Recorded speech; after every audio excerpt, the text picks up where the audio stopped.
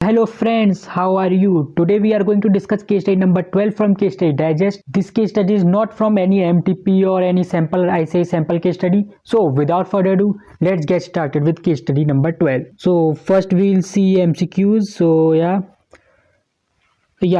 ये जो पहला वाला MCQ है, ये वाला हम MCQ सबसे लास्ट में करेंगे, फिफ्थ MCQ के बाद हम करेंगे, क्योंकि इसमें थोड़ा बताया हुआ है। जब तक बाकी 4 MCQ करेंगे तब तक आपको समझ में आ जाएगा फर्स्ट वाले में क्या आएगा, तो बेकार में इस पर ज़्यादा टाइम डिवोट नहीं करते। और सेकंड में क्या होता है, is RCIL liable to direct tax on payment to HRWC if so under which section. तो इसमें क्या है कि RCIL जो भी क्या कहते हैं पेमेंट कर रहा है HRWC को, वो किस रेट पे करेगा, इस पर TDS जो डायरेक्ट करेगा।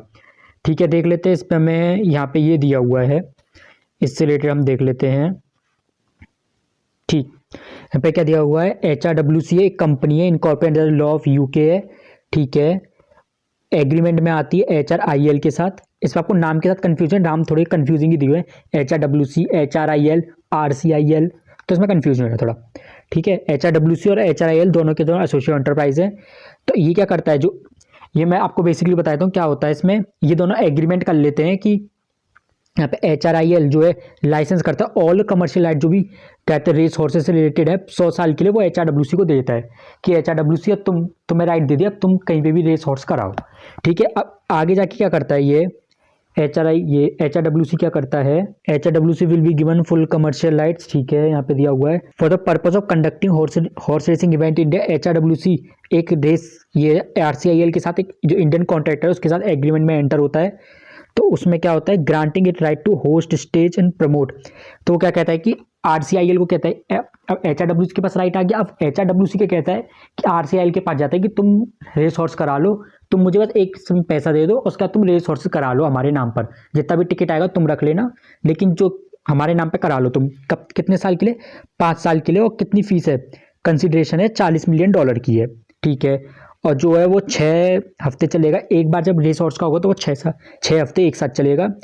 और जो भी है, जो ड्यूरेशन है रेस प्रमोशन RCIL का, उसकी कैपेसिटी जो एक्ट है वो लिमिटेड है। मतलब जो एग्रीमेंट दिया उसमें जो उसकी पावर है, RCIL की पावर थोड़ी कम है, HRWC की ज़्यादा है। तो अब आप इसमें देख लेते हैं, इसमें जो स्ट्रक्चर बताया होगा वो है HRWC RCIL। आज जो HRWC वो तो इसको राइट दे रहा है, और बदले में ये क्या कर रहा है, इसको $40 मिलियन दे रहा है। तो इसमें कंफ्यूज मत होना कि HRWC RCIL को पैसे देगा, ये नहीं हो रहा है। RCIL HRWC को पैसे दे रही है 40 मिलियन का। तो हमसे MCQ में यही पूछा, इस 40 मिलियन पे बताओ कैसे TDS डायरेक्ट होगा या नहीं होगा, होगा तो कैसे होगा। अब आप देखो यहाँ पे हमें क्या दिया हुआ है, सबसे पहले 4 ऑप्शन दिए हुए हैं। तो इसमें जो 194 है ये तो बिल्कुल नहीं होगा। अब लेकिन मोस्टली जो क्या सोच रहे हैं कि सबसे पहले उनका डाउट क्या होगा, सबका 194 है। 194 तो बिल्कुल हो ही नहीं सकता। क्यों नहीं हो सकता, जो क्योंकि 194 क्या कहता है, वो विनिंग फ्रॉम रेस हॉर्स की बात करता है। यहाँ पे विनिंग फ्रॉम रेस हॉर्स नहीं हुआ है, रेस हॉर्स कराने के लिए, उसका राइड देने के लिए पैसे लिए हैं, पैसे का पेमेंट हो रहा है, तो विनिंग नहीं है ये। तो यहाँ पे 194 केवल विनिंग जाती है, तो ये तो बिल्कुल नहीं आएगा।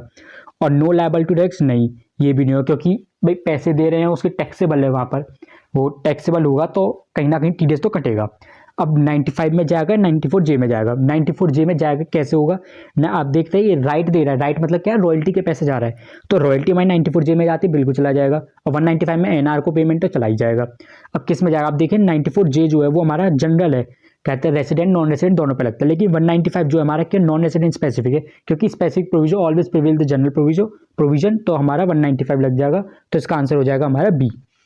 तो हम नेक्स्ट देखते हैं, नेक्स्ट में क्या पूछा, for AY 2122 provision income tax pride INC का रेसिडेंशियल स्टेटस पूछा है। तो अब देख लेते हैं हमसे, हमें क्या दिया, ये हमें दिया हुआ, ये आप नाम से कंफ्यूजन, शायद इन्होंने नाम कुछ गलत कर दिया, प्राइड पेयर 2 कर दिए हैं। और आप ऊपर देखिए, ऊपर भी इन्होंने नाम पेयर रखा है, पता नहीं क्या करा है, पर हाँ ठीक है, क्वेश्चन पे ध्यान देते हैं। अब सबसे पहले तो हमें देखो नीचे यहाँ पे दिया हुआ है, इसका जो है 90 करोड़ का यहाँ पे सेल हुई है, 90 करोड़ US डॉलर की क्या हुई है। हाँ, यहाँ पे आप देखिए टर्नओवर हुआ है इसका। तो हम क्या करेंगे, इसमें हमारा जो सर्कुलर है वो हमारा किस पर लगा जाता है, हमारा 50 करोड़ से ऊपर पे सर्कुलर लग जाता है, जो गाइडिंग प्रिंसिपल वाला जो पूरा होता है सर्कुलर, तो हम इस पर सर्कुलर लगा देंगे।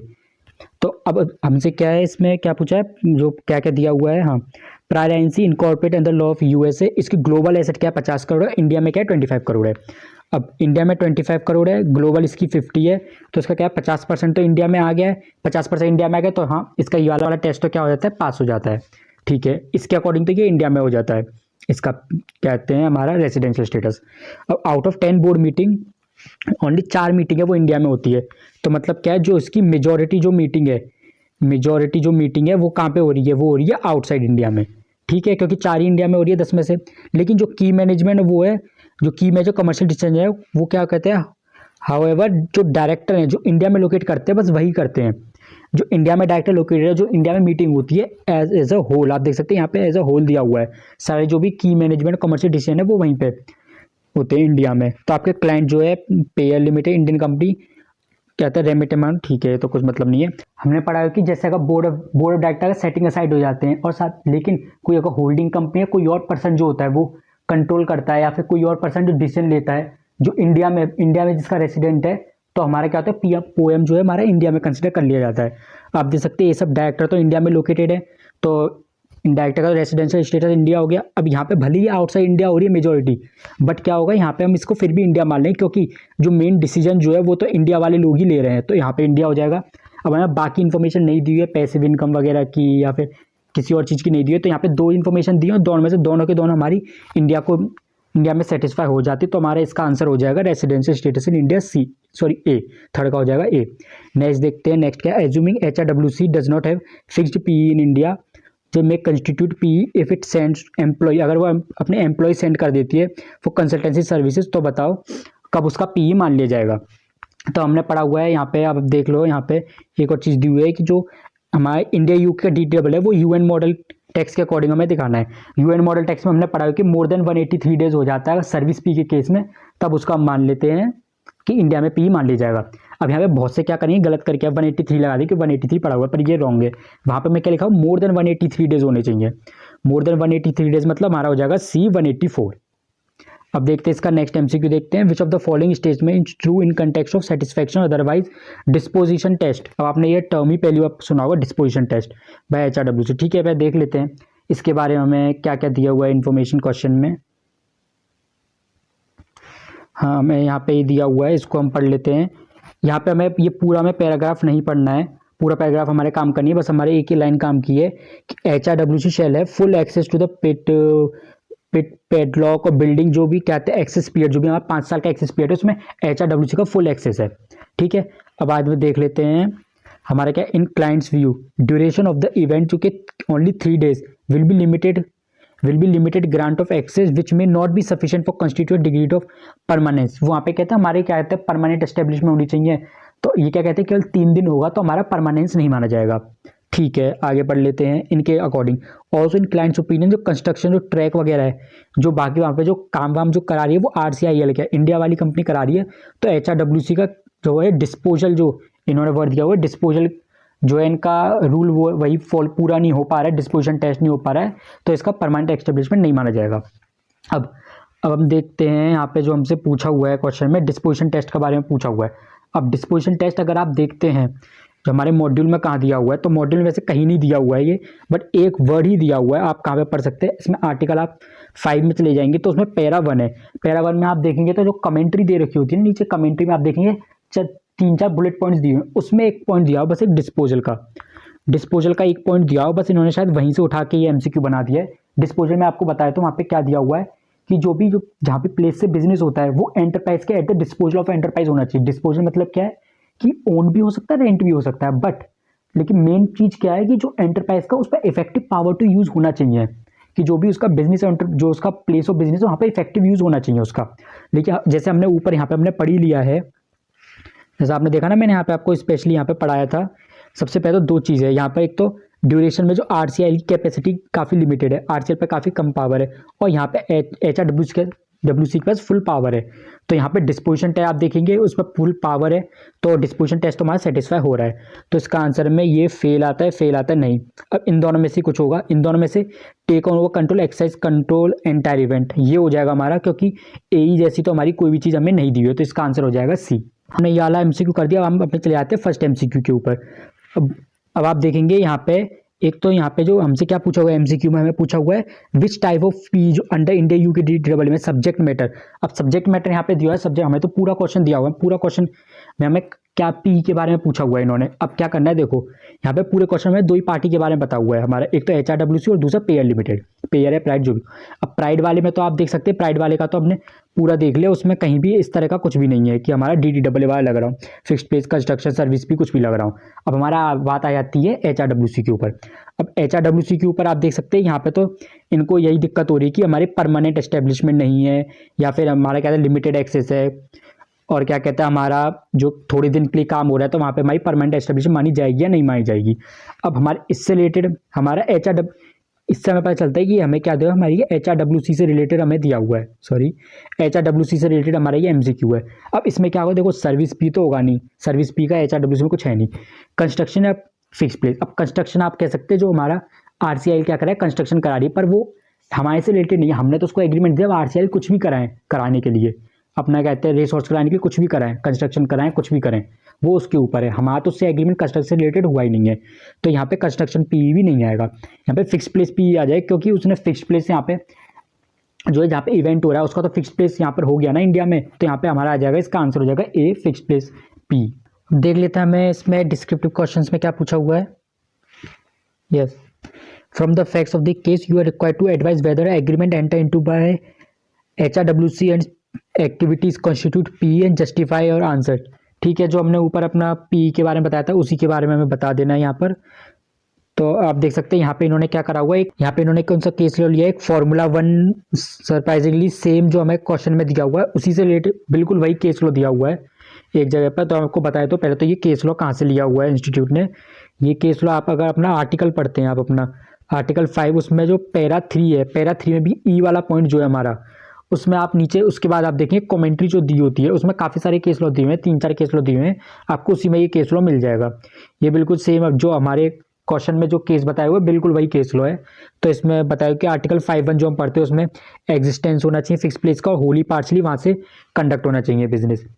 और उसके बाद यहाँ पे इन्होंने दिया हुआ कि जो 6 वीक्स का जो एक्सेस पीरियड है उसमें सर्किट बिल करेगा इंडियन कॉन्ट्रैक्टर। सुप्रीम कोर्ट ने देखा कि जो भी कमर्शियल लाइट है एंजॉयड बाय द एसोसिएट्स उसके एफिलिएट से एंजॉय करते हैं, highlight Indian contractor was designated as a promoter. ठीक है, लेकिन जो इंडियन कॉन्ट्रैक्टर है वो प्रमोटर है, उसका सैलरी रेस्ट्रिक्टेड थी, उसकी काफ़ी सारी लाइफ, उसकी चाहे काफ़ी सारी जो एक्ट था पावर थी उसकी रेस्ट्रिक्टेड थी। और यहाँ पे क्लियरली हाईलाइट किया क्या कहता है, सर्किट जो है वो एज अ फॉर्म और मैनर जो सा जो कहते हैं HRWC बताएगा वैसा ही होगा। HRWC रिस्पॉन्सिबल है आपका पूरे चैंपियनशिप के लिए, और उसी के पास पूरा एक्सेस है पूरा पैडलॉक बिल्डिंग वगैरह का, ये आप पूरा पढ़ लेना, काफ़ी बड़ा दिया हुआ है। अब नीचे दिया हुआ है कॉन्सिक्वेंटली कोर्ट ने हेल्ड कहा कि circuit constitute assessees fix place in India मान लिया जाएगा, क्योंकि उसके एम्प्लॉयज़ का फुल एक्सेस है, अपना जो 6 हफ्ते का जो उसका पीरियड है उसमें उसके पास फुल एक्सेस है वहाँ पर। और उसके बाद यहाँ पे हम पढ़ते हैं, तो यहाँ पे आप देख सकते हैं वही चीज़ दी है जो मैं क्वेश्चन में दिया, तो ये तो फिर पूरा आप जजमेंट हो गया, कोर्ट ने जो जजमेंट दिया हुआ है। बस मैं आपको लास्ट में पढ़ा देता हूँ क्या दिया। अकॉर्डिंगली जो टेस्ट जो है अपना टेस्ट जो होता है पी का, आप देखते हैं स्टेबिलिटी प्रोडक्टिविटी डिपेंडेंस, वो हमारा क्या है सेटिस्फाई हो रहा है। और अगर हम वही रेशो अगर अब जजमेंट अगर हम यहाँ पे लगाएं तो एग्रीमेंट इंटू HRWC, तो वो हमारा क्या है फिक्स प्लेस इंडिया मान लिया जाएगा। ठीक है, अब हम नेक्स्ट अपना क्वेश्चन देखते हैं। नेक्स्ट क्वेश्चन में हमसे पूछा हुआ है advice RCIL whether is required to withhold any tax payment to HRWC, और अपना रीज़न बताना है। वही है जो हमने ऊपर अपना बताया था 95 वाला, उसी के बाद उसी से रिलेटेड है, तो अब इसको भी हम पढ़ लेते हैं। हाँ, यहाँ पे वही केस लॉ का रेफरेंस ऊपर दे दिया है, Formula 1 का केस लॉ है 195 में डायरेक्ट होगा which is chargeable to tax in India direct by. ठीक है, इसमें दिखा है, इसमें आगे बताया हुआ है सुप्रीम कोर्ट ने बताया since it has had been established that payment being made by the Indian contractor were in the nature of business income, जो उसकी थ्रू फिक्स्ड पी से आ रहा था, तो सच पेमेंट उस पर विदहोल्ड टैक्स करा जाएगा इंडिया में। और इसके बारे में इन्होंने सरप्राइजिंगली पता नहीं इन्होंने एक यहाँ पे दिया हुआ है GE India technology centre private limited versus CIT, ये मुझे पता नहीं कहाँ से लिया हुआ, तो मैं आपको नहीं बता सकता ये केस लॉ कहाँ से है। मैंने पूरा अपना देख लिया था इंस्टीट्यूट का स्टडी में, तो उसमें मुझे कहीं पे नहीं, जहाँ तक मैंने जितना देखा मुझे तो मिला नहीं। अगर आप में से किसी को पता हो केस कहाँ से लिया है तो जस्ट ड्रॉप अ कमेंट, हम सबको पता चल जाएगा, हम सबको फ़ायदा होगा उससे। तो अब देख लेते हैं आगे इसमें वही दिया हुआ है however supreme court agreed submission of Indian contract liability withhold could arise, भाई उसी पे होगा जो भी चार्जेबल इंडिया में होगा, वो तो हमने पढ़ा है 195 में वही होता है। अब कोई इनकम चार्जेबल होती है उसी पे टैक्स कटता है, तो रेशो ऑफ जजमेंट लगाएं तो HRWC on portion of income which is chargeable to tax in India required to withhold tax on payment. ठीक है, ये तो हो गया। अब नेक्स्ट क्वेश्चन देखते हैं। नेक्स्ट हमसे यहाँ पे पूछा हुआ है determine whether the residential status, कौन सा है प्राइड का जो हमने ऊपर कैलकुलेट करा था वही बताना है, और वेदर जो जो हम प्रोफेशनल फी अगर कोई पेड टू प्राइड, अगर प्राइड को पे होती है, जो प्राइड को कोई पे होती है तो वो 94J में उसका डायरेक्ट होगा, 95 में डायरेक्ट होगा। यहाँ पे पेयर तो हमारा वो था, हमारा क्लाइंट था पेयर, तो पेयर लिमिटेड है, ये तो इंडिया का है। और प्राइड का हमने बताया था वो तो एनआर है, वो सॉरी उसका तो रेसिडेंशियल स्टेटस का भी इंडिया ही निकला था। तो बताओ 94J में कटेगा 95 में होगा। अब देख लेते हैं हम यहाँ पर, ठीक है। और यहाँ पे तो आप वही देख सकते हैं जो मैंने आपको बताया था, रेसिडेंशियल स्टेटस के बारे में बताया हुआ है यहाँ पर। और लास्ट में आके आप यहाँ पे देख लेते हैं, इन्होंने बताया हुआ है poem of pride is in India for the financial 2020 irrespective of fact majority board meeting चाहे आउटसाइड इंडिया है। तो यहाँ तक तो उसका रेसिडेंशियल स्टेटस हो गया।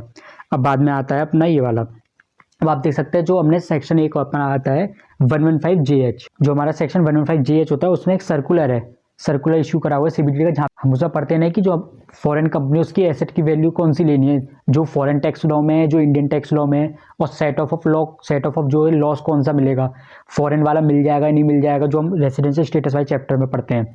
तो वही वाला जो सर्कुलर है, उसी सर्कुलर में एक और बात कही हुई है कि चाहे क्या कहते हैं फॉरेन कंपनी भले इंडिया उसका रेसिडेंशियल स्टेटस इंडिया का हो जाए, वो इंडिया में उसका पोएम आ जाए, पर जो भी टैक्सेबल होता है उस पर तभी भी हमारा 40% ही टैक्स लगता है। तो क्योंकि जब भी कोई भी ऐसा आएगा, जैसे भले उसका रेसिडेंशियल स्टेटस इंडिया का आ गया, लेकिन फिर भी उस पर 25% नहीं लगेगा, 40% लगेगा, क्योंकि जब भी ऐसे दो प्रोविजन आए थे जहाँ पे एक जनरल है इंडिया वाले पे लगता है और एक एनआर वाले पे, तो जो एनआर वाला है वो प्रिवेल करेगा, उस पर टैक्स रेट्स वगैरह के लिए हम एनआर का स्टेटस ही देखेंगे उसका।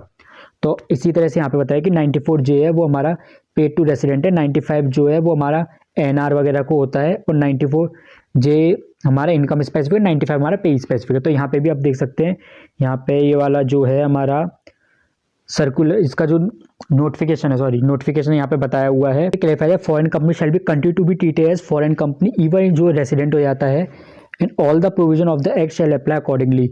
तो जो भी वन प्रोविजन अगर क्या कहते हैं कोई हमारा foreign company as resident as well as foreign company पे है, तो जो प्रोविजन जो फॉरेन कंपनी का है वो वाला उस पर अप्लाई हो जाएगा, यहाँ पे भी लिखा हुआ है। तो हैंस जो पेयर लिमिटेड उसको डायरेक्ट करना पड़ेगा, 195 में डायरेक्ट होगा, क्योंकि यहाँ पे ये एनआर वाला है, while making payment for fees of professional services, और अपना जो है foreign company resident in India, हाँ ये वाला जो 195 पे इसका डायरेक्ट हो जाएगा क्योंकि ये एनआर स्पेसिफिक है। So yeah friend, that brings us to the end of this video. If you have any doubt regarding this case study और in paper 6 in general, just drop a comment, I reply to you for sure. If you have a little extra time, you can join our Telegram channel. I post regularly MCQs there, and you can also discuss with me your queries. So if you like this video, hit the like button to appreciate my efforts, hit the subscribe button. We'll meet in the next video with next case study. Till then, take care and bye bye.